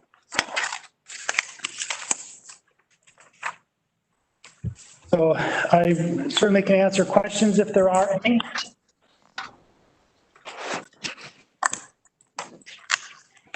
Right, anybody got any questions for David? Thank you. It is interesting to look at it and look and see kind of where things are. I think the biggest thing is, as far as sales tax, retail, being involved in the retail, is product supply. I think it probably would be higher, and everybody could probably attest to wanting to purchase something that you just physically can't get right now. So if that product supply comes in, I foresee it even doing better. So we'll see what happens, but hopefully. All right, any other questions on the budget report? You don't need no action on that, right? That was just information. No action is required. Okay, so we will move on to commissioner updates. Northeast Minnesota Area Transportation Partner. Oh, that's canceled. Suppose I should read the whole thing before I talk. Soil and Water Conservation District. Yes, we had our meeting, July 13th. Went through the, One Watershed, One Plan to Maggie presentation again. Soil and Water approved the plan. So that's going forward. Otherwise, this is pretty much a general basic meeting on that. But I want to just remind you guys that with our juvenile detention down in Wino, and I know we were gonna have a presentation earlier, but COVID got in the way of that, but right now, we have contracted to date at our last week, I think 182 beds or something like that. We've used 31. So we're already at over $8,000 of a bill sitting there.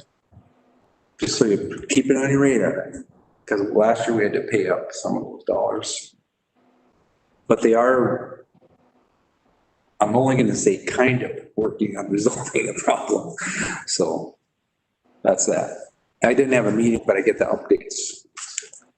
Okay. Sounds good. Thanks, Matt.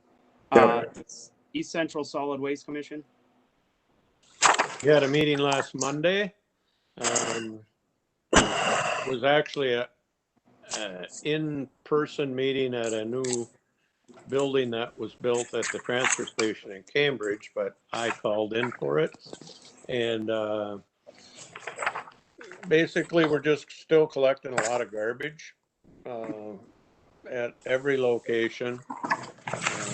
A lot of roll-off stuff.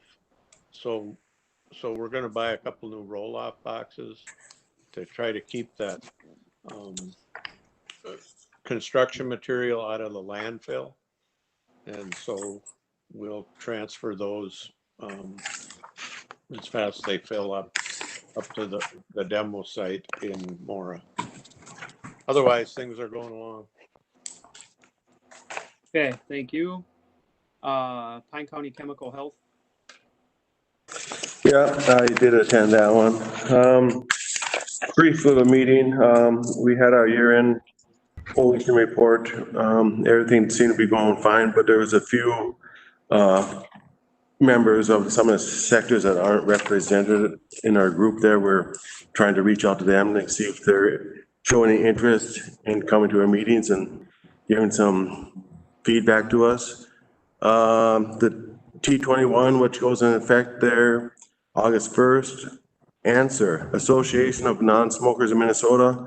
They have been reaching out to local realtors to notify them of the new law.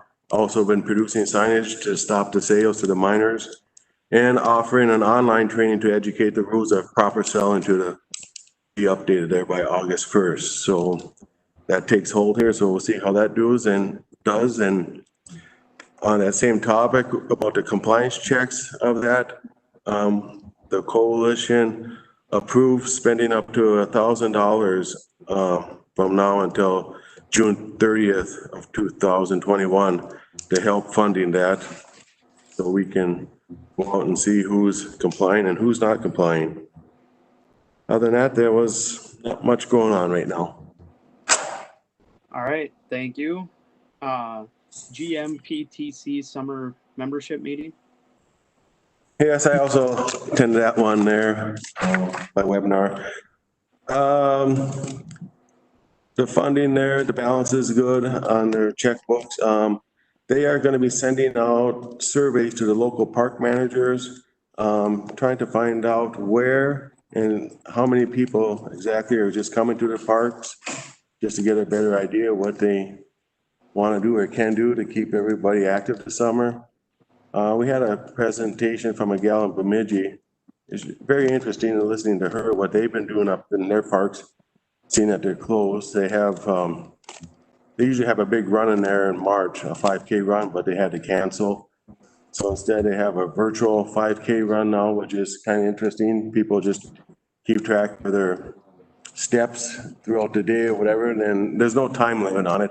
It sounds like they just sign up for it, and when they reach their 5K, somehow they convey it to her through email, whatever, and then they send out a little plaque to them, a medal, I should say, shaped like a medal, but it's actually made out of wood, on their accomplishments of that.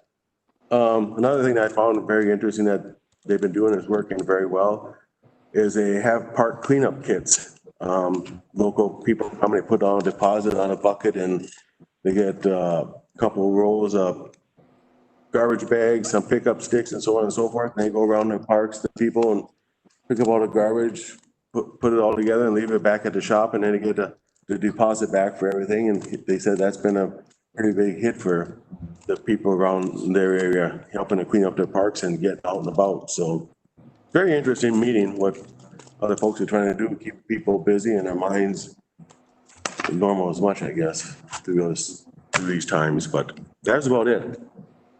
Okay, good. That is good to hear that they're doing that stuff. Extension committee, we did have a meeting. We had talked a lot about the COVID-19 stuff, about how it's infecting the fairs, 4-H, all that stuff. They kind of work all year for that one event that they're not going to have. So they're looking at different ways of possibly, being able to have virtual stuff and still have some of the options and that kind of stuff. The other thing they did talk about a little bit of the CARES Act funding for agriculture. Our ag agent is actively aware of that, and he said it was funny during the meeting. He had just put, while we were talking about it, he put a link on his page, and by the time the meeting was done, I don't know, by the time he had did it, it was like 15 or 20 minutes. He had already had 2 or 3 inquiries already on it. So it's interesting how that social media and electronic does get out. But so he's actively working on that. He's been real busy. And I don't know, David or Kelly, did you guys have anything to add? I know you guys were both there, but it was a pretty quick meeting for an extension meeting. So, but we had a lot of good stuff. Lakes and Pines Community Action Council. Some Pines, I dialed in yesterday and we had the result of a lot of work that had been done prior to that, and shout out to Becky and David for reaching out to Lakes and Pines. Pine County kind of has set the example for surrounding counties on how to go about, like on this housing thing, is to partner with Lakes and Pines and shove some of our CARES Act dollars towards them and let them, they already have the programs in place, let them take care of them. And that seems to be a really good fit. So they have a lot more counties other than Pine County that are going to end up doing the same thing that we just had a presentation today, but the other counties aren't quite ready for it. So thanks Becky and David for being proactive on that. All right. Is there any other meetings anybody wants? Mr. Chair. Yeah. Mr. Chair Ludwig, this is mostly for our clerk there. On SWCD, I think I said the meeting was the 13th. It was the 8th. I was looking at my wrong set of notes. So it was July 8th for that meeting. So thank you. Thank you. All right. Anybody else have anything other? Otherwise, the AMC Blue Ribbon Task Force had taken some time off. we did meet last Wednesday, and we'll meet again tomorrow and get some more background information. I'm sure a lot of it will be update. Tomorrow's meeting will be an update on the legislative session that just got done. So anyway, we'll move forward from here. Okay, sounds good. Take a peek at your upcoming meetings. And then we're gonna go into closed session here, but I think before that, let's take a quick 5-minute break. And then we'll boot everybody off that's not invited to the closed session. Mr. Chair? Yep. So actually, the way we've structured it is nobody has to leave the public meeting, whether they're in the meeting room or on the online meeting. So the plan is that the three of us, Commissioners Ludwig, Mickrot, and myself, will move to conference room B. And then commissioners who are remote should exit the public meeting and enter the closed meeting WebEx, so that it's easier for the public. I don't know if any public is on the call, but then they don't have to mess with being bumped out or trying to come back. Then after the closed session, we will physically walk back into this room, and then commissioners who are remote can physically or remotely rejoin the WebEx for the public meeting. And Ryan will stay on the public meeting for the duration, so that there's that availability. And I did put into the agenda my thought that there is unlikely to be any public business conducted after the board reconvenes in the public meeting. And so commissioners, if you think that's not true, if you could disclose that, because I think in good faith to the public, it's kind of inconvenient to sit around waiting and not knowing what may or may not happen. But there's no public business that will need to be conducted after the closed sessions. So we will hang up this video call and dial into the new video call, correct? Yep, you should have an appointment from me for 11 o'clock. Yeah. That is the closed meeting WebEx. Okay. All right. Everybody got that? Yeah. Let's take a 5-minute break in between there or whatever. So I got 12:02, so let's do 12:07. We'll start the closed meeting. All right? No, stop. Okay, yep. If you're going to go into a closed session, you need to make the motion in an open session. Okay, So all right. If you want to recess and then come back and close it, or close it and take a break on the way to the closed meeting. Yes, that's what we want to do. So Okay, if do you want me to read all this? Yes. Procedure for conducting a closed meeting via Oh, electronic. no, I'm sorry. I think I can wordsmith the motion if you'd like me to do that. Okay, so we just need a motion to go into closed session. Yeah, so the motion would be, I move to go into closed session as permitted by Minnesota statute 13D.03 to consider strategy for labor negotiations, including negotiation strategies and development, discussion and review of labor negotiation proposals, and to go into closed session as allowed by Minnesota statute 13D.05 for the purpose of evaluating the performance of the county administrator. Ludwig will move that. Okay. Mickrot second. Okay, we got motion second. Is there any other discussion? All right, the clerk will call the roll. District 2, Commissioner Moore. Aye. District 3, Commissioner Chafee.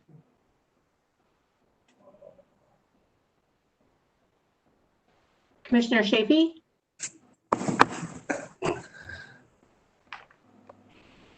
Is he on there? He's off the call. Yeah. Okay. He must already went. Okay, I'll mark him as unavailable. District 4, Commissioner Mickrot. Aye. District 5, Commissioner Ludwig. Aye. District 1, Chair Holland. Yeah, Frankie. I think he left too. He dropped off too. They're already over on the closed session side, so. All right, I'll mark Chair Holland as unavailable as well.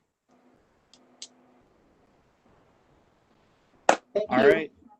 We will see you on the other side, guys.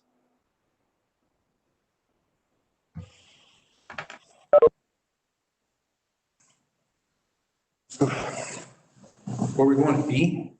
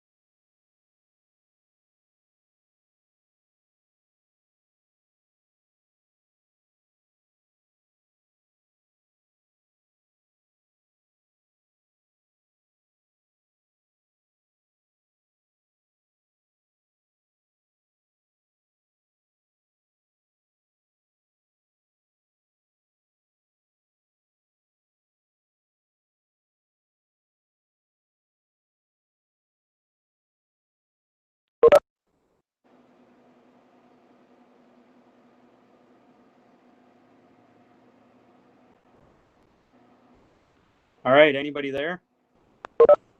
We're here. We're almost. Back. We're back. We beat the guys on foot, so we're faster than them. Okay. I move we adjourn. Okay. What took Is you everybody guys so there? long?